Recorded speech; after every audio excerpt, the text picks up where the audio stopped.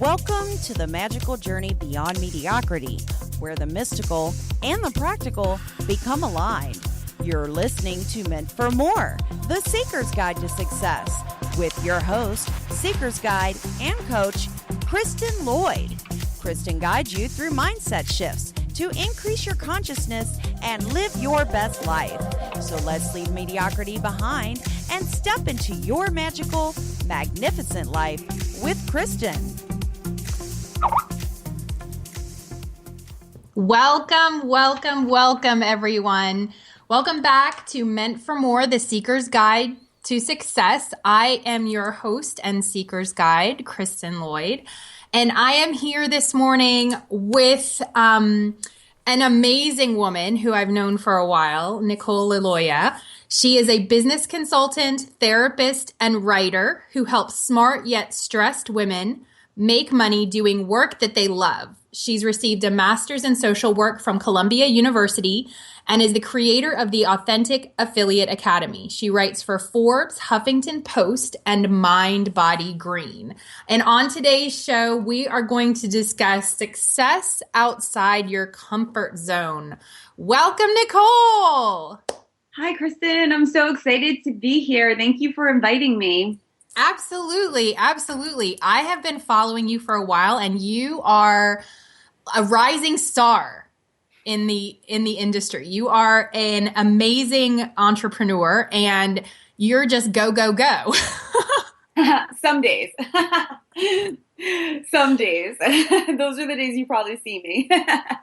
Well, one of the things that I want to note, you just got back from Mexico, right?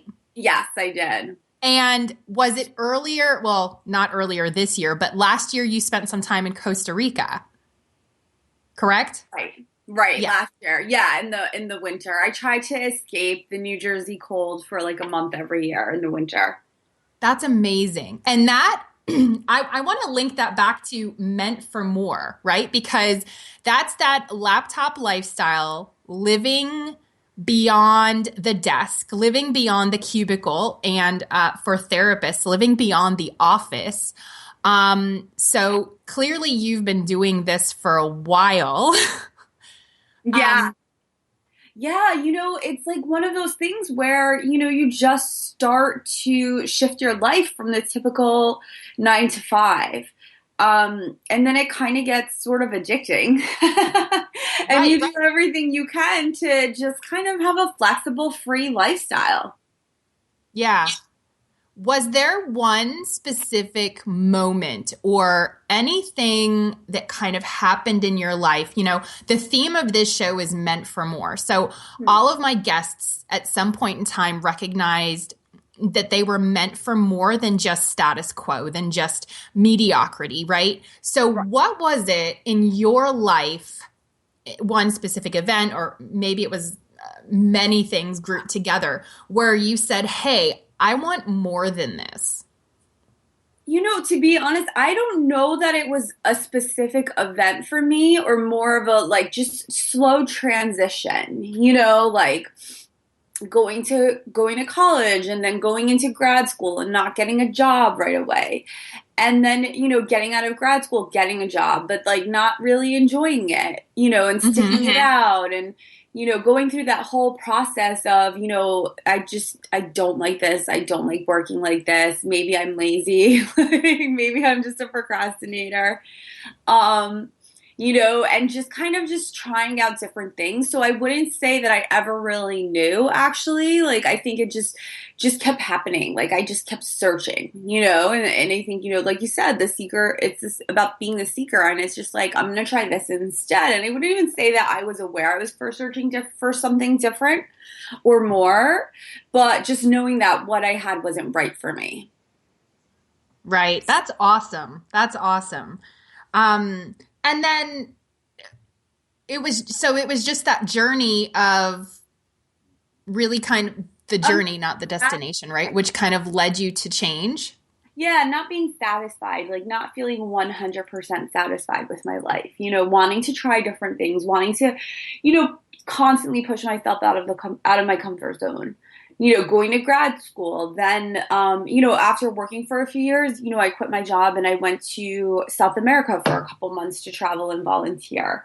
So, just doing that without that safety net of a job and health insurance, I think that's where, the good stuff starts to happen is when you're really living in that space of, this is what I just need to do for myself and not knowing why.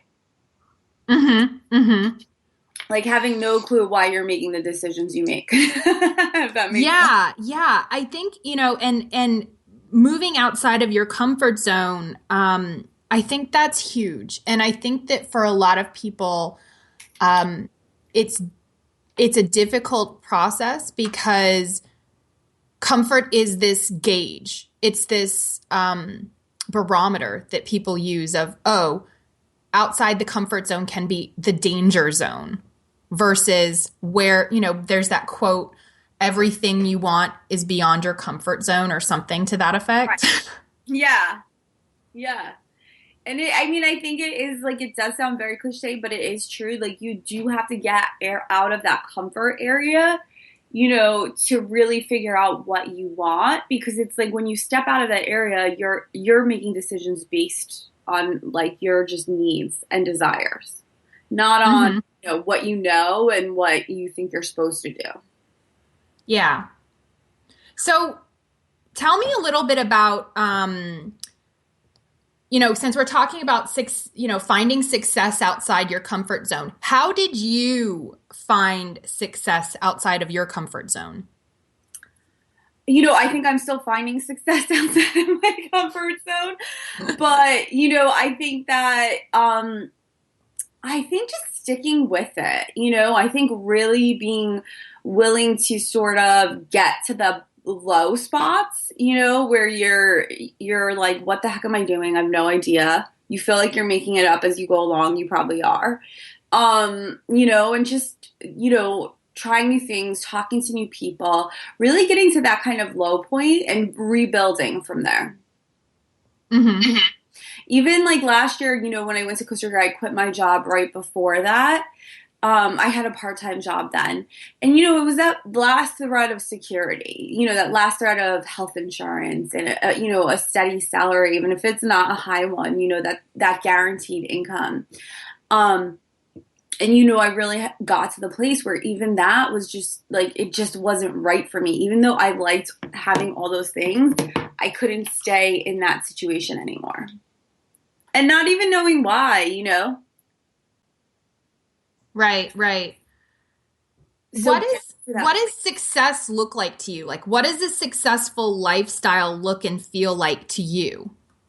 So a successful lifestyle to me is, just being able to work when I want to, make good money for a good quality of life, go travel like I just did, have a nice home and have savings in the bank. So I have security that way.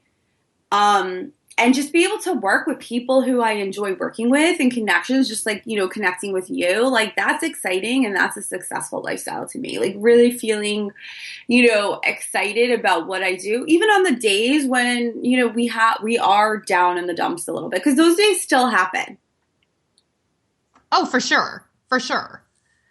I mean, I don't think that anybody is immune to, or has the ability to be happy 100% of the time. I think that it's also a kind of like on this spectrum of right. Or even you want to be happy more of the time. I think that we could technically still be in our successful zone, but like some days we just don't feel it. Right. So what have been the biggest struggles that you've dealt with in terms of feeling successful?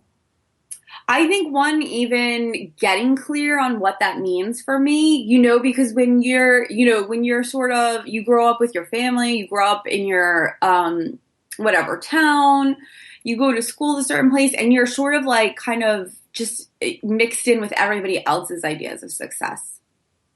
Right. So it's really, I think sometimes hard Especially I think if you're a sensitive person, if you're, aware of other people's feelings and you know what their views are on success, sometimes it's hard to figure out your own because you're worried about like messing it up or doing something wrong. Mm-hmm. Have you seen that? Yeah, I mean, I think that, success by definition is different for different people. But I think that, and this has come up in previous shows as well, we have a social norm around what success is supposed to look like. We see it in media, and so, but that's not necessarily what success is for everyone. So I think that, that's why I love that this topic, success outside of your comfort zone, because sometimes your definition of success may not be the social norm of what success is. Yeah, exactly. And for other people, it can be. It can be, because I mean, when when I think of success, different people define it different ways, but you have the house or the home, you have a stable income, you have, when I think of the social norm, I think of like, 1 to 2 vacations a year. Like there's this standard, and you put money in your 401k, and there's this standard, but that's not necessarily what it is for everyone. I know that I've had clients that have ditched the 9 to 5 and they've gone overseas. I had one client a couple years ago that he went to work overseas in Thailand. Like that was his dream, right? Yeah. So he didn't want the white picket fence and the job and to go to a cubicle every day. But again, that was his definition of success. But he also wasn't interested in like tons and tons of money, which some people might define as success, right? Right. And I do think it is, as you're saying, I think, being successful is living in your, like, being happy, being happy, like, the majority of the time. If you wake up happy the majority of the time, and if you're, doing things that fulfill you, and bring you in what you want, whether it's money or not, or a nice house or not, and you're not feeling stressed or overwhelmed or disconnected, I think then it's a pretty successful lifestyle. Right. And that's what's nice, is that kind of everybody gets to create their own. But I do think, like you were talking about, it's hard because there are, cultural norms for what a successful lifestyle is, what that salary means. Like a 6-figure salary typically indicates success to a lot of people. But as we know, that could be different anywhere you live too. Right. And sometimes people use success as a measuring stick. Like, so instead of feeling happy and saying, oh, wow, I'm successful because I'm happy, sometimes it's the opposite. And that's sometimes, I think that's an interesting way to view it as well, is that sometimes people say, oh, I'll be happy when I'm successful versus I'm happy, therefore I am successful. Yes, exactly. It's so just one of those things, and that you just have to constantly be working on and be aware of to make sure that you're feeling good about what you do, because no one else can define success for you or tell you if you're successful or not. We have to be so careful of comparing ourselves when it comes to success. Yes, I love that. I think that that's so true, because the comparison thing, I cannot tell you how many times I've worked with people that they'll say, well, this is where my brother is, or this is where my cousin is, or all of my friends are partners in their firm, or this and that. And, I'm still working on my master's. Right.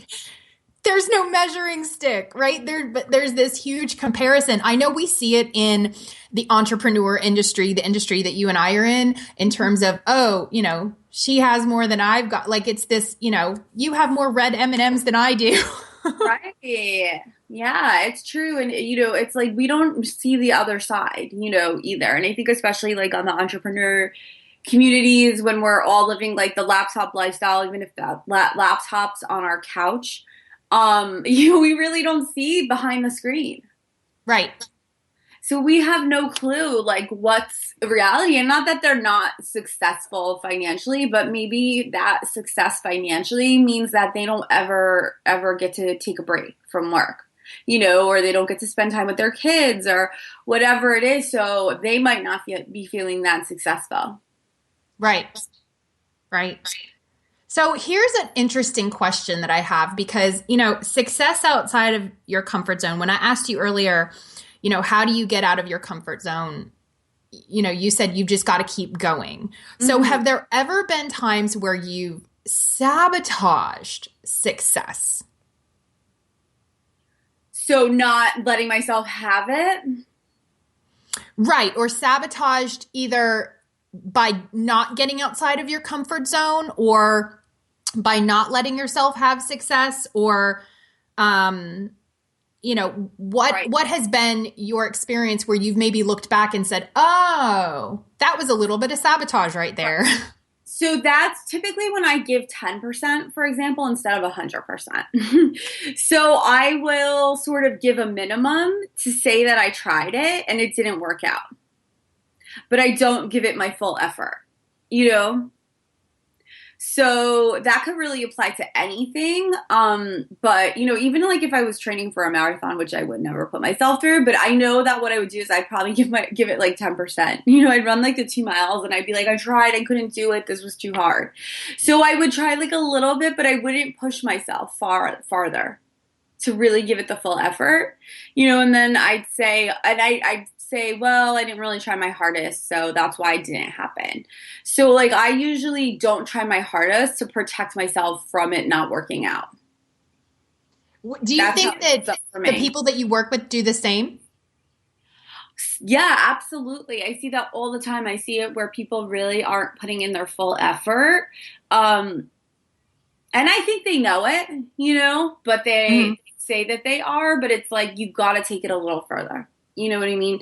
Like, you can't just, I see it a lot. A lot of my clients struggle with sales. We're women. We don't want to be annoying. We don't want to, make anyone uncomfortable. So we sort of first, we say that we're, letting people, we don't want to be salesy. So we just kind of wait for people to ask us about our services. So we don't really make that fair. And then we're like, oh, well, I couldn't sell because they didn't ask. They weren't interested. Right. So there's this, I almost get this picture. It's funny. I get pictures in my head, like almost like if you're at a stadium and there's this guy that's walking around like hot dogs, peanuts, right. Like you're waiting for the guy to come to you. Yeah. And instead of walking up to people and saying, hey, I've got this great product, I think you might really like it. Is that kind of... Yeah, or like, yeah, you're like, oh, I couldn't get the hot dogs because he didn't come right to me and ask me if I wanted them. Right. Instead of like, going up to me like, I want a hot dog, Like, it's just like, you're just sort of, you put it together, you have the look of it, but you're not going that extra mile of discomfort to really make it happen. I think the emotional resistance part is huge. And and that I would love, to talk about, because I think that women in this industry, exactly what you're talking about, the fear of sales, the fear of making themselves uncomfortable, but also engaging the potential client, being annoying. So how does someone confront that emotional resistance, not just specifically in sales, but with continuing to put themselves out there in a vulnerable way? Because there is this vulnerability that comes up when the thing that I hear the most is, oh, well, crickets. Or if I put myself out there, how will I know if someone's interested? So, what advice do you have for, and it doesn't have to be just a female entrepreneur, it can be anyone who's coming up against emotional resistance to get to where they want to be, because that's the comfort zone, going beyond that. Right. So I think it's that, and I think it's hard too, because, there's already that piece that we are already uncomfortable just thinking about it. So we already feel out of our element and like we broke through it, So we sort of trick ourselves into saying like, I am outside of my comfort zone, Yeah. But it's like, you gotta push it's so frustrating. I feel it even as we talk about it because, I see it for clients. I see it for, our friends, our colleagues. And it's like, it's not, giving that extra percent. And it's not, I don't think, an intentional thing because it's a really difficult thing to do. But it really is like saying, like, what else can I do? And I think also giving ourselves breaks. Because it is hard. It is hard to, even just start a website. I remember I felt like I already have a website. You mean now I have to do other stuff? Like, people don't just find a website. Like, building that was like hard enough. Having an actual website with my picture and name on it, that's so weird and awkward. But now I have to actually do more. People aren't just going to find me and hire me through that or, whatever. That's not going to get me to the next like level of my career or business or bring in money for me so I could just survive, So I think it's like, I think you are going to be uncomfortable. You're going to push yourself out of that comfort zone and get to that one level, but then you got to go to the next level. Yeah. Whether it's like asking client, in sales or whatever it is, whether it's, even like you starting your own radio show, like how many times have you already done stuff and tried stuff? And then it's like a radio show, that sounds cool, but God, another thing, right? Yeah. I mean, I think that, for me, this was easy, right. But I'll be honest, some of the other things that we're talking about, that's more difficult for me. And I wholeheartedly admit that. Like it's hard for me to walk up to somebody and say, this is what I do. These are the results I get. See how awesome I am? That's super uncomfortable. Right. Because it's not about me, and I don't think about it like that. I think about it like these are the results I can help you to achieve. But it's still uncomfortable because if somebody's not in the market for your services, again, it's like walking up to someone and saying, hot dog, peanuts. And I mean, they can say no, but I think either as women or as entrepreneurs, that fear of rejection is huge. Mm-hmm. Yeah. And I think it's that we personalize it and we can't personalize it. Right. Yeah. And that's really where it gets tricky. And that is why it's just so important to pay attention to our own comfort level and discomfort and not take on the story of anybody else in that either. Yes. Yeah, which is the continual struggle, staying in your own space. And it's funny because you said something just a couple minutes ago that I really resonate with. And you and I have had this conversation previously. So we're both therapists. We both have a background in therapy. And coming from the therapeutic background, the counseling background, people hire us as counselors because of our background. Like you get a degree, you get a license, you hang up your shingle. People know what kind of therapy you do, and they just hire you because they need a therapist. They go to a therapist, right? You have the credentials, you have the experience, you have the license, ding, ding, ding, check, check, check. But when somebody comes to you as a business consultant or as a coach or as a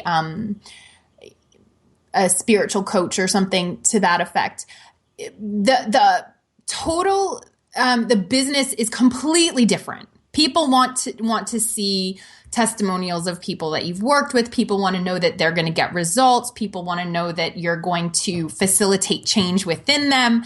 And there's a whole lot more that you've got to do to prove yourself. And then there's the like, know, and trust factor that honestly are not present as prevalently within the therapeutic community because the like, know, and trust comes with your degree and your license. Right.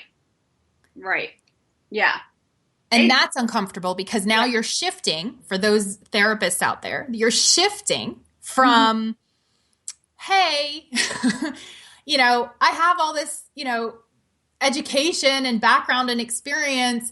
And now you're having to prove yourself on a completely different measuring stick of, okay, I'm worthy of your business, which is completely different. So how did you maneuver that when you were kind of out of the gate? I think it's constantly examining the evidence, and it's easier said than done. And I'm very good at telling my clients to do this, but of course, myself, I like to just shut down when things feel hard Mm-hmm. and watch TV or something like that. But, I think it's really like examining the evidence and saying, when that discomfort comes up, like, what is this really about? Because the truth is, a lot of times the discomfort comes up, we get blocks and we stop. We sit down, we take a step back. Right. It's not at all about pushing ourselves. We forget to push ourselves to the next level. Mm-hmm. We forget to say what's really going on here. Like when we get uncomfortable about, letting people know what we do, or we do tell people and then say they're just not interested, which is fine, it happens. We take that on as about us instead of like remembering that's also a piece of their story and where they are. Right. So it's really like about, I always say, like, you got to examine the evidence for, is this true or not? Mm-hmm. Where's the basis for this? And I think really being real with yourself, and it's not like you got to let anybody else know. Right. But be real with yourself, why am I not where I should be in my business, or in my life in general, in my work, in my career, with my family, why am I not, it's so much easier to look to others, but we really do need to kind of look at ourselves and be real about what we are and aren't trying differently. Right. Because again, looking within yourself then stops that comparison. Because if you're looking at someone else's journey, you're comparing, right? Yeah, exactly. And it's just so tricky. It's just tricky, and it's hard to be honest and real and look at what you do sometimes and take responsibility Mm-hmm. for your own place. At least I'll be honest, I like to try to put it on other people. No, I get it. Yeah. So how can others, whether they are entrepreneurs or not, because, Right. not everybody who's listening is an entrepreneur. There are people that just go to a 9 to 5 and that's what they want. Right. So Yeah. whether someone's an entrepreneur or not, how can others work towards achieving success and feeling it? So I think for them, it's really about, getting clear. And a lot of times too, when you're working a 9 to 5, you're so busy. You're not working a 9 to 5. Maybe you're working a 9 to 8, really. You're so busy and we're all on autopilot. We're on technology. We're on the move all the time and we don't check in with ourselves enough. So we really think it's important to take pauses throughout the day and say, like, what's going on right now? What am I feeling? What do I want to be feeling? Where is the disconnect? And just start small with that. Because even just remembering to do that initially could be pretty tricky. Right. So daily check-ins with the emotional scale and how somebody feels, and then getting clear on what they want. Exactly. And being kind to yourself and not judgmental. So, when you're checking in and you're like, God, I just didn't try hard enough, or I didn't push hard enough, or, I read that situation wrong. It's like, it doesn't matter. It's just examining the evidence and seeing what's going on. There's no reason to judge yourself for it. I think judgment is one of the reasons that, or one of the things that keeps people from authentic happiness and feeling success, because that judgment then turns into self-blame, which then kind of turns into this shame, blame, and guilt, this vicious cycle. Yeah, exactly. Yeah, it's really, it's a lot. We juggle a lot. So here's a question. So there's, we've talked about what success is and how it's different for different people. There's this external idea of what success is, which is stuff, right? And then there's the internal success, which is the emotional well-being, how someone feels about their life. What do you think is the connection between the internal and the external idea of success, and how does feeling, or practicing that feeling of success every day related to the external, like what's outside the person? Right. So I would say like the internal and external, I think you have to be aware of both of them. You know what I mean? Mm-hmm. Have a different awareness of both of them. Yeah. Like, what's your external view of success and what's your internal, and where are you at with each of them? Mm-hmm. So I would kind of just be aware of the separateness of the two. Mm-hmm. And I would say, just once again, like, you don't have to answer to, I think we always feel we have to answer to anyone or everyone else, We grow up answering to our parents, our teachers, other adults, and then, we kind of are on our own, and then we're comparing ourselves to our friends. And we really just don't get a lot of opportunity to really figure out for ourselves what we want.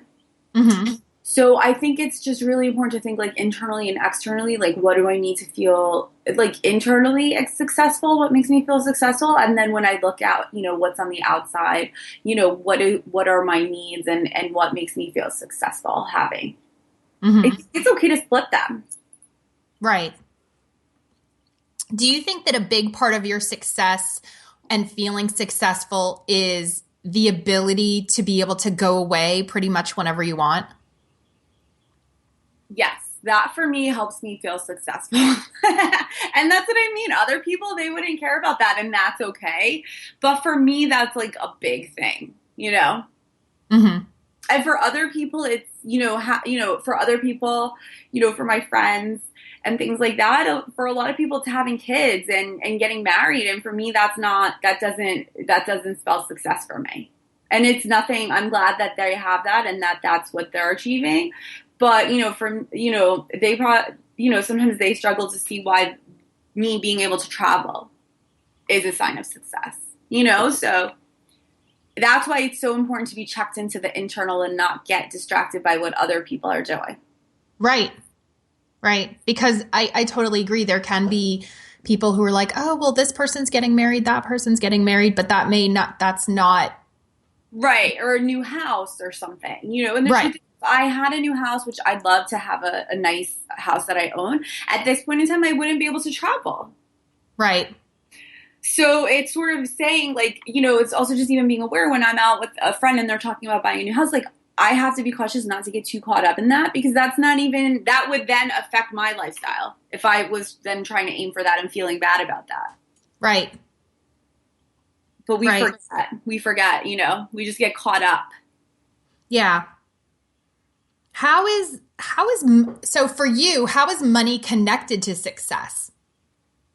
Money is for sure a piece of success for me, because if I am struggling financially, I can't feel good. Money I don't think means success. Right. But if it's like a struggle, if it's a struggle, then it's hard for me to enjoy what I have. So I think that, different people have different levels of, financial awareness. Mm-hmm. And how it relates to their goals. And for me, it's like, I went to school to be a social worker, so I never, ever expected, and it was kind of drilled that I would never make a lot of money. Mm-hmm. So now that I've switched paths and have opportunities for more financial success, it's weird. In a good way, right? Yeah, I think in some ways I thought I would never really be successful as a social worker because I'd never be able to make money. So I think that, and that's not true, but like, that's probably how I connected it. So I probably set the bar low for myself. That's so interesting. And that's, so that goes into a belief system. So all of our listeners, they may have a belief system similarly, like, oh, if this is the job that I have, this position will never make above XYZ dollar amount. And so this is where I'm stuck. So in terms of our title, Success Outside of Your Comfort Zone. You challenged that belief system when you recognized, hey, I want more than this. I want more than just to be a social worker at this pay grade, at this, schedule. Right.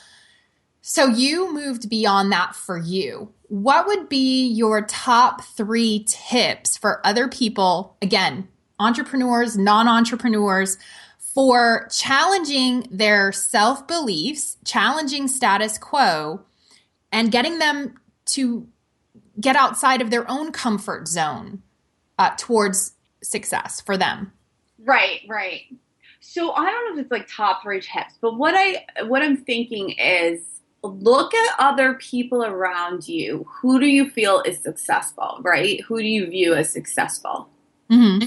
And this is a little bit of that examining the evidence. What makes you feel that they're successful, right?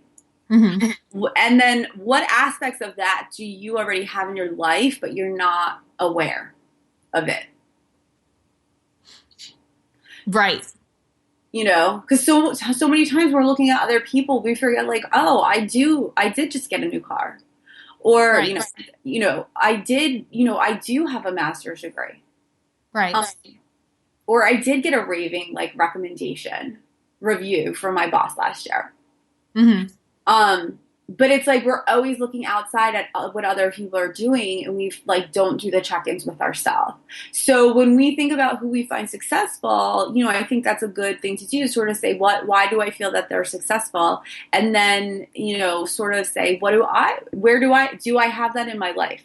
Is that even something I really want? So like taking a personal inventory. Yeah, because sometimes I think we just think like, oh, even in the entrepreneur world, it doesn't matter if you're an entrepreneur or not, or if you're in, a career. So many times we look at our bosses, our supervisors, our managers, like as successful people, because they're ahead of us on that thing. So I think it's important to say, why do I view them as successful? And say it's like, oh, I view them as successful because, they have this role and, they have a beach house or something like that. Mm-hmm. So, and it's like, that means they're successful. But then you have to say, is that something that I want? So get real with yourself about identifying where they're already successful in their lives. So creating an inventory. So I'm like making tips here. So making an inventory and then so the second part would be then getting clarity on, okay, number 1, what do I already have that makes me feel successful? Mm-hmm. Right. And then 2, gaining clarity on what more do I want? Right. And looking at other people that you consider to be successful and saying, is that what I want for myself? Would that make me feel successful? Not in a comparison way, but more of a comparison way, but in a way to connect with yourself and get clear on your own vision of success. Because so many times we just look at other people and we say they have this, this, and this, mm-hmm. And we're like, I need that to be successful, but it might not. I think that we don't connect with ourselves enough to say, is that even something I really want? Right. How would I feel if I had that? What would change? Right. Does that make sense? Yeah. And I think, and then I think the third part, because there's always action, right? So identifying what somebody already has and then looking outside, saying what else is there that I want that right. Where do I want to go? And then how do I get there? Like, what are the next steps? Right. And like where is there a disconnect in what I view as successful? And, you could still view that person as successful. We're not taking that away from them, but we're just making sure we're clear on our own path to success. That, actually, I know that this is, what I've been seeing and what I've been modeling. But when I think about it, where in my body does that feel like something I want? Mm-hmm. And if it's not like a yes, I want that, then it's like, okay, like look at other people, explore, think about where you have felt most successful in your life. How can you bring more of that back in? Yeah, I think that's so important because, you know, there can be this, like you said, the comparison, and then you may go after what somebody else has, not to take it from them, but, you know, let's say somebody has a shiny new car and you're like, oh, I want a shiny new car. And then you get the shiny new car and you're like, oh, I really don't want this shiny new car. Right. Like there's that initial moment of excitement that we can get caught up in. And I think sometimes we just take it on as our own thing where it's not ours. It's just our excitement for them. But we're like, I want that, you know? Right. Right. And there are some people that just get caught up in the competition without thinking, like you said, without the personal reflection of, is this really what I want, or am I just on the hamster wheel because that's my pattern? Right, right. Exactly. And that's important to recognize. Now, in terms of, okay, now someone's identified what they want and it's for them, and that's the direction that they want to go. Now we've got the comfort zone. Now it's time to stretch. Now it's time to go beyond that. What are some things that you think, like we were talking a little earlier about the emotional part of, okay, it's already uncomfortable because we're thinking about it. So whether it's asking for a raise, because that I've seen with my clients is, and especially women, like you said, asking for the sale. So I think I see the same thing in women who are in corporate, like asking for the raise. The deserving aspect, the worthy aspect, because it goes back to the emotional body. So what do you think in terms of, and I know in previous radio interviews, we say, you know, stay out of the how, like in terms of manifesting and things like that, stay out of the how. But I'm not talking about that. I'm talking about how in terms of action steps. So how would someone move outside of their comfort zone to move towards what they want? Right. So I think it would be, you know, thinking about really getting clear on what do you want, and knowing that, you know, if you decide you don't want that, it's okay, you know, but, you know, just going with what do you feel like you want right now? And then I think that's really important, because I think that's the piece that really will motivate you to do the things that are feeling very hard to you. Like when I got back from Costa Rica last year, you know, I hadn't grown my business the way I liked. And I was just kind of floundering, and I didn't want to put myself out there at all or talk to people. Like I had put those things off for a couple of years. Now that I'm thinking about it, a couple of years, and was like playing at my business, you know. So I just, you know, I didn't do those things. But then it got to the point, you know, I loved my job. I needed to do those things, or else I was going to need to find a job. Right. So when it came down to it, you know, I was willing to do those things so I didn't have to find the job. I was willing to do the things that I thought I really didn't want to do, or, you know, thought were really too hard for me or too uncomfortable. Was there an emotional push, like a do or die moment for you? Like, okay, Nicole, we've got to saddle up. We got to do this. Yeah. And, you know, that's my personality style. So I don't think everyone gets to that point, but I got to that point, and I think that was really like the only way I would have done it, you know, and I think even that's why I had to leave my job. I don't recommend that for everyone. That's not the easy route. Right. You know, if you can save or whatever you're doing, you know, that's definitely like a sudden change is not necessarily the easy route. But I think for sure if I had that safety, you know, it's certainly better to have a safety and move into it slowly. But, you know, with me, if I have the safety, then I'm just not going to do it. You know, I'm not going to get uncomfortable enough. I'm not going to get far enough out of the comfort zone. So having that safety net is kind of important. It's good. If you have a safety net, it's good. I mean, I think you have to think about your style. I think there's the people who need the safety net and can transition slowly. And then I think there's the people that if they have that safety net, it could kind of never let them progress outside of their comfort zone. Right. Because the fear might be too great. And again, I've got the safety net. So yeah. And I see that, you know, with people all the time, like they have that safety net. So they're just not really giving it their all. They're going for the little bit of discomfort, you know, outside of the zone. They're tiptoeing outside of it, but they're not fully stepping out of it. Right. Right. You know? Tell me a little bit about Stress Less, because that was like where you originally started. And I know that you have a book, a journaling prompt book, which I think is amazing. And I know it's not what we were originally talking about here, but I think it is so amazing that I want people to know about it. Well, you know, and I think it helps because I think so many of us really just don't know.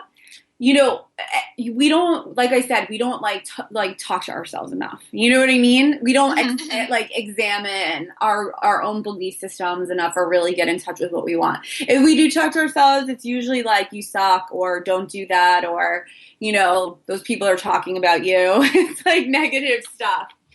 So, you know, when I started journaling, I really didn't even know where to begin.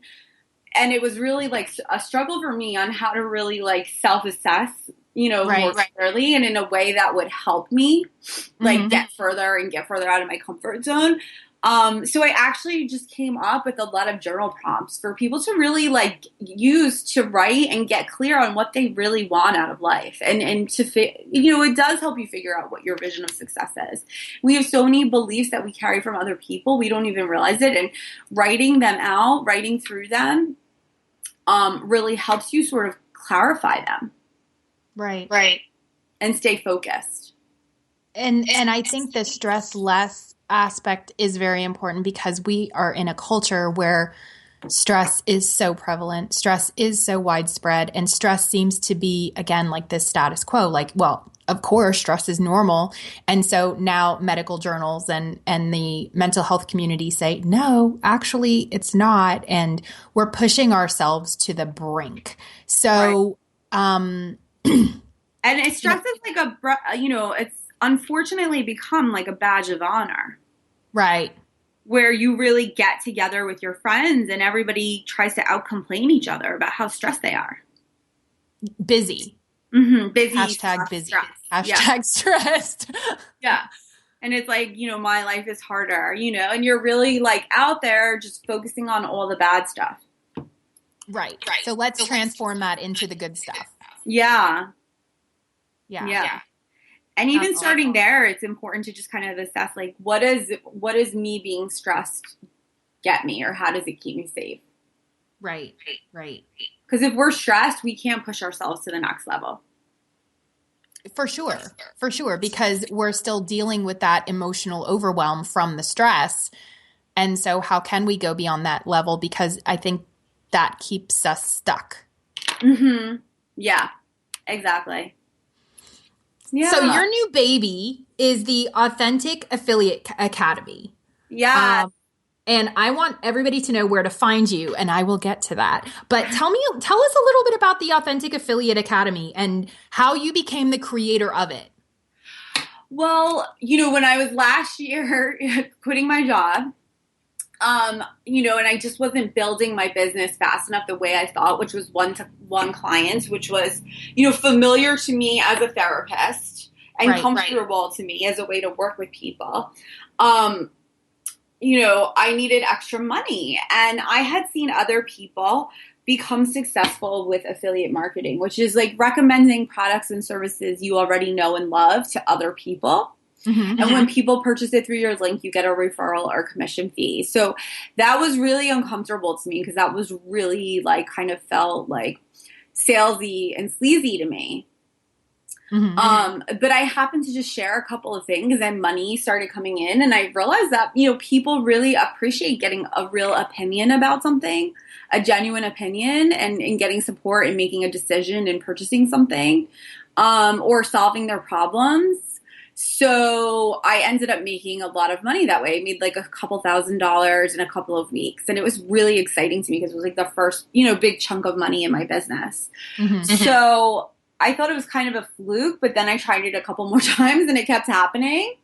And so, you know, a lot of my colleagues and friends were like, you have to really teach people how to do it. And, you know, it's just like one of those things, a lot of things a lot of times when things come easily to us, we don't realize other people struggle with it.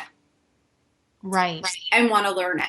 So I, started teaching people how to sort of take advantage. I really feel it's sort of like a hidden income stream in our businesses. We all have these opportunities to share products we already know and love with our clients, and I think especially, we're so busy, or even, anyone, family members, friends, you don't even have to have like a full business to do it. If you're just the type of person who likes to help people solve problems and make recommendations, Right. like I was always that sort of person. Like if I found a good lip gloss, I bought 10 of them and like handed them out to my friends. I love sharing good finds. This is something that could really be a great income stream for you. Right. Solving our clients' problems, and a lot of times we're tempted to solve them all, but we're not experts in everything. We shouldn't be trying to solve everything. So it's nice to be able to refer them to solutions that we've already either gone through or assessed or I can't think of the word, but like we can vouch for them. And then when they purchase through us, they can use our links and we can get a fee for it. But this is not new because this has been done on Amazon and other places. So it's not just in this entrepreneurial community, but people, for example, well, people could put books on their website and say, oh, this is a book that I recommend. And then they go to Amazon, for example, because that's just something that everyone would know. And then they get affiliate commission based on that purchase through that link. Yep, exactly. So you're getting your own special links for products and services. My mom just told me the other day QVC has an affiliate program. Like it could be anything, you know what I mean? Right. It could be any place really has affiliate programs, and it's just if you're using something regularly and sharing it, you want to see if there's an option for you to sign up as an affiliate or get a referral fee when you send other people there. So that's kind of the modern day. So the affiliate is kind of like the modern day referral with bonuses, because back in the day people would refer, but there wouldn't necessarily be a kickback. But now it's kind of like, thank you for referring. Thank you for, for sending someone my way. Absolutely. And, companies are happy to do that because you're saving them on advertising and marketing and things like that. Right. So You're talking about other people. Mm-hmm. Yeah. So it's just a great way. We work so hard in our businesses and so many of our hours are consumed. And this really is one of the more passive income streams. And, you still have to do some work to get it going. But, it's definitely something where you can be bringing in money that way. Mm-hmm. And it's not, you out there, pounding the pavement to get that money. Right. You're not sitting there with hot dogs and pretzels and peanuts. Yeah. Hot dogs, pretzels, peanuts. Yeah. And we all just need to be more aware of potential income streams that we probably already, like you're probably already making recommendations. You're probably already sharing things, whatever it is. So we all just need to be aware of, the ways that we could turn that into some extra income. Absolutely. Absolutely. Yeah. So I have the Authentic Affiliate Academy, which is a program that gives you a strategy, because it could be overwhelming. It's like, you could start to share everything and just kind of turn people off, or then you forget to share stuff and you don't make any money. So there is really a strategy to it. There's a strategy to choosing who you affiliate with and what kind of products you choose to affiliate with. And then there's a strategy in just making sure that you're getting them out to people, because it is a numbers game a bit. You can do it. I started doing it without using my mailing list, which was tiny, and not putting it on my website. So you don't even need any of those things to get started, which is what's really exciting about it. Wow. That's awesome. Yeah. It's fun. And it's fun because, it just turns out that it's really a lot of women all women in the group right now. And the new, we just opened the cart again and more women are signing up. And it's nice to see women, women are natural problem solvers, and it's nice to see them be able to create extra money that way. Right. No, that's amazing. Yeah. So how can how can our listeners find you? They can find me at my direct website, NicoleLiloia.com. And that's Nicole, Nicole, and then Liloia, Liloia.com. Or they can go to the Authentic Affiliate Academy to find out more about that. And that's AuthenticAffiliateAcademy.com. That's awesome. And where do you hang out most? Facebook or Twitter? I would say I'm on either of those. So, they could find me either one, to be quite honest. That's awesome. And do you do you have a mailing list where people can sign up at NicoleLiloia.com if they're interested in knowing more about you and what you do? And yes, absolutely. There are sign-up boxes all over there, and just pop your name into one and you'll stay updated with whatever I'm doing. That's awesome. I am so glad that we were able to chat today and kind of get people out of their comfort zone and to talk about success. And, I'm so glad that you were here and that you're able to share with us today. It's been a pleasure. It has been. Thank you. Thank you for inviting me to talk about this topic, because I just hope it really encourages people to sort of get out of that autopilot mode when it comes to the success track and really kind of say what exactly how can I feel successful? What do I want to feel successful? Absolutely. I think that you hit it on the head. There's that clarity and getting out of the comparison, but really asking themselves, what is it that I want? Is this really what I want? And then moving forward from there. Yes. Yes. Yay. Yay. Time. So everyone, this wraps up another awesome show. Meant for More, the Seeker's Guide to Success. To continue this party, please check out my website, KristenLloyd.com. And you can also find me on Facebook. I have a group titled The Seeker's Guide. And so we will also be sharing Nicole's episode all over the place. So I also am so glad that everybody will be able to listen to this as an archived episode as well. So until next time, keep seeking. Bye. Thanks for tuning in to Meant for More, the Seeker's Guide to Success. But the fun doesn't end here.